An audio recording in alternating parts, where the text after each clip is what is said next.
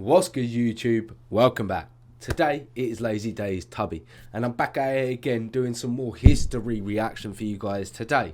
And it is some more Kings and Generals content for you, and it is their series, The Mongol Invasions. I'm really looking forward to finding out what they've got in store for me in this episode. Today is episode 5, Siege of Baghdad, 1258. I'm really looking forward to finding out what they've got in store for me today. This is a highly requested video, so if you haven't already, head over to their page. Link's going to be in the description box down below. If you're looking forward to my content, then like, comment, subscribe, hit that notification bell. But I'm going to jump straight into this one. The Mongols had defeated the Khwarezmian Empire during the campaign of 1219 to 1221. Okay. But there was more to gain to the east, and the expedition of Jebe and Subutai across Iran and the Caucasus proved just that. The Mongol Empire was slowly changing, but their desire for lands and riches was still strong. The Seljuks and Mamluks were standing in their way, and they fought against Mongol expansion until it reached its peak at the decisive Battle of Ain Jalut. After his defeat at the Battle of the Indus River in the spring of 1221, the Prince of the Khwarezmian Empire, Jalal al-Din, continued retreating deeper into Punjab. Soon, the Mongol troops stopped chasing him. Jalal al-Din spent the next 3 years gathering his forces in the area, and even took over most of Punjab. He attempted to get the Mamluk Sultan of Delhi to ally against the Mongols, but the latter wasn't eager to draw the ire of Genghis. Instead, in 1224, the Sultan attacked Jalal al-Din. The prince was forced to leave Lahore. He raided Gujarat and then returned to Iran in the same year.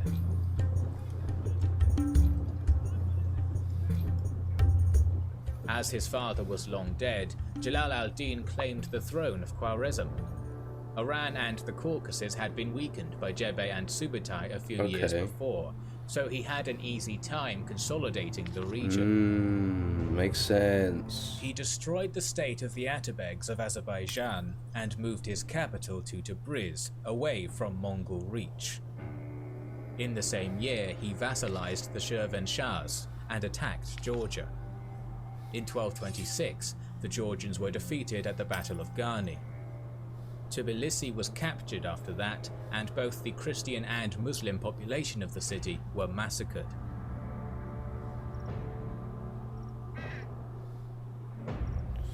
It's insane. The Mongols sent a small army to Iran in 1227, but Jalal al-Din crushed it near Ray. His activity in the area provoked a response. The Sultan of the Seljuks of Rum, Kaikabad I, Ayyubid Sultan al-Kamil, and the King of Cilician Armenia, Hethum I, united their forces against him in 1228, and the Khwarezmian forces were soundly defeated near Erevan. This war weakened him, and all over Iran and the Caucasus, rebellions against him began. The great Khan Ogedei used this and sent an army under Chorma Khan to conquer Iran once again. The Mongols won a battle against the Shah somewhere in central Iran in 1231. Jalal al-Din retreated all the way to modern Turkey, with the Mongols chasing. Finally, Jalal al-Din was assassinated in Silvan, and the Khwarezmian Empire ceased to exist. Just like that. The Seljuks, Cilicia, and Georgia became the vassals of the Great Khan.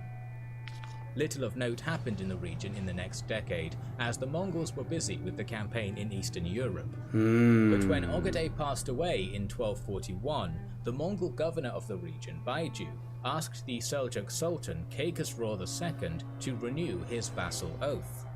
The latter refused and raided another Mongol vassal, Georgia. Baiju pushed the Seljuks back and moved towards Erzurum. The envoys sent to the city were not killed, but insulted. Still, Erzurum was taken and its population was massacred. Really? Really? Just because they were insulted? Just because they were insulted? The Mongols are something else, mate. Treated to amass more troops in Georgia and Armenia. Sultan Kaikhosro II asked his allies to help, and received minor assistance from Nicaea, Trebizond, the Ayyubids, and even recruited some mercenaries from among the Crusaders. The 30,000-strong Mongol army moved into Seljuk territory in 1243, and Kırkısrar's 60,000 met them in June at Kırsidağ near modern-day Sivas. We know very little about the ensuing battle, but the Mongols feigned retreat yet again and forced the Seljuk vanguard, which had around 20,000 troops, to chase them. As soon as a significant gap formed between the vanguard and the rest of the Sultan's forces, the Mongols turned back, surrounded, and crushed the Seljuks. The Sultan able to outmaneuver everyone. retreated, and the Seljuks were forced to become Mongol vassals yet again. In Mongolia, Mongkır became the Great Khan in 1251 and gave his brothers Kublai and Hulagu supervisory roles in China and Persia respectively. Okay. In 1256, Hulagu entered the Middle East with more than 100,000 warriors. That's a the lot. remnants of the Khwarezmian Empire and then moved against the legendary Hashashin Order.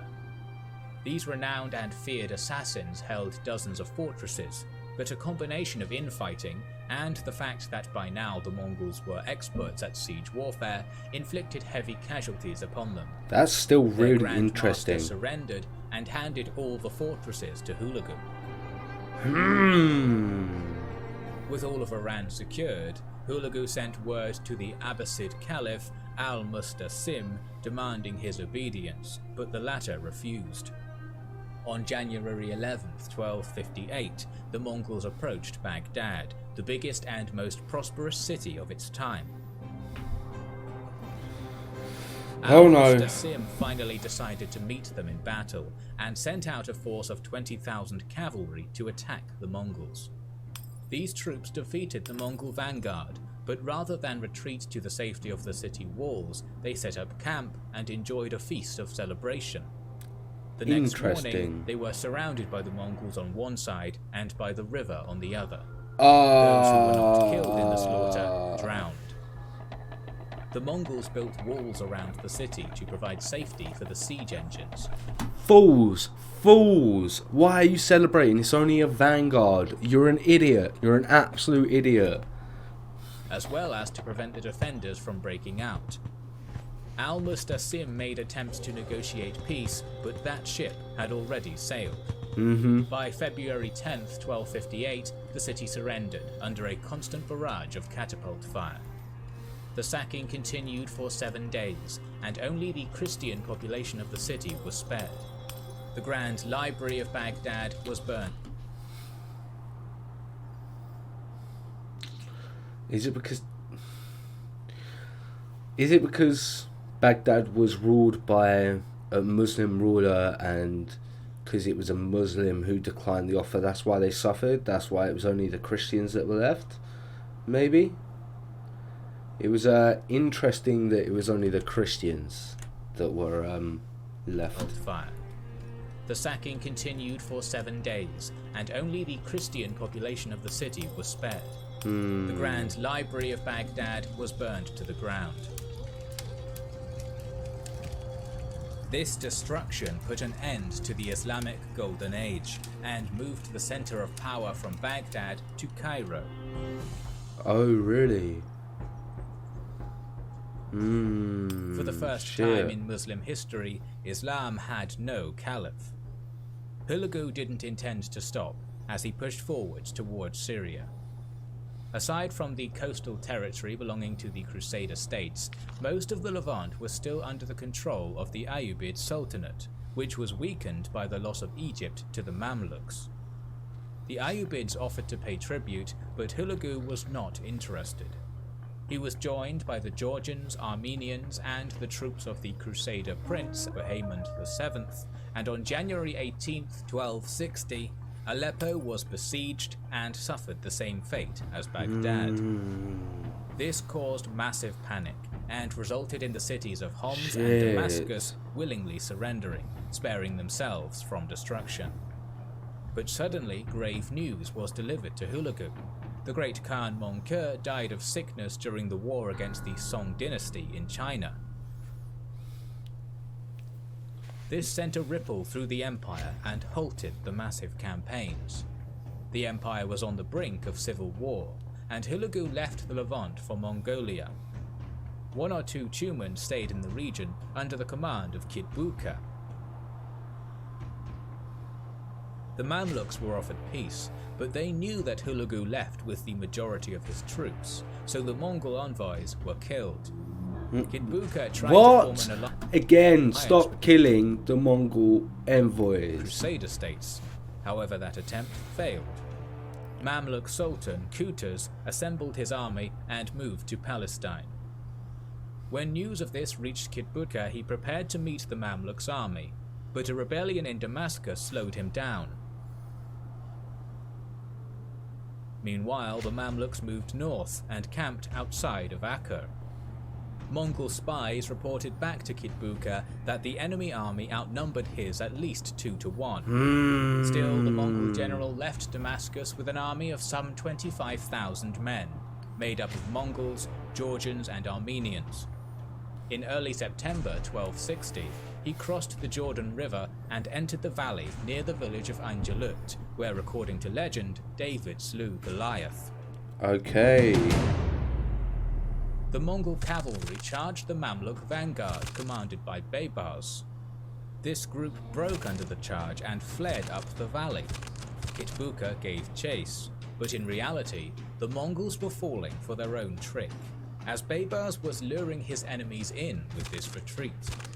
The Mongols pursued the broken vanguard to the valley, where Qutuz awaited with most of his forces. Oh.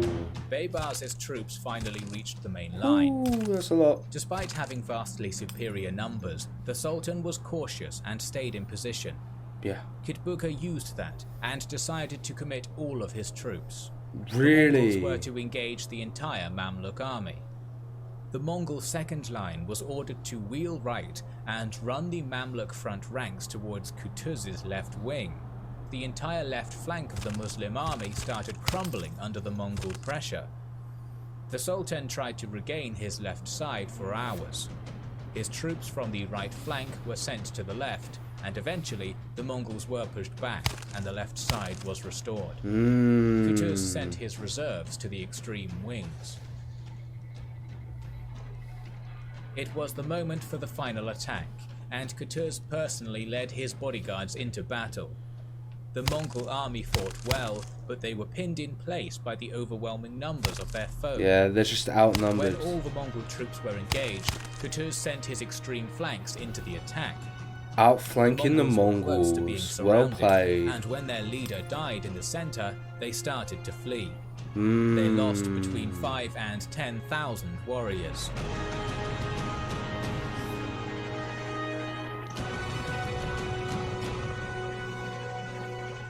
The Mamluks won at Ain Jalut using their superior numbers and by mirroring the usual Mongol tactics. Yeah, I like that they Ain used the Jalut Mongol also tactics made the against them. Mamluks into the most significant Muslim power of its time. Interesting. Internal conflicts over the succession delayed the Mongol response, and while they didn't know it yet, this would be their zenith and the beginning of the end of the greatest empire the world had ever seen. Look at how far it reaches though. When we create our... Look how far it reaches indeed. I am looking forward to the next episode. This one was great as always. If you haven't already, head over to their page, links in the description box down below. If you're looking forward to my future content, then like, comment, subscribe, hit that notification bell, but I will catch you in the next video.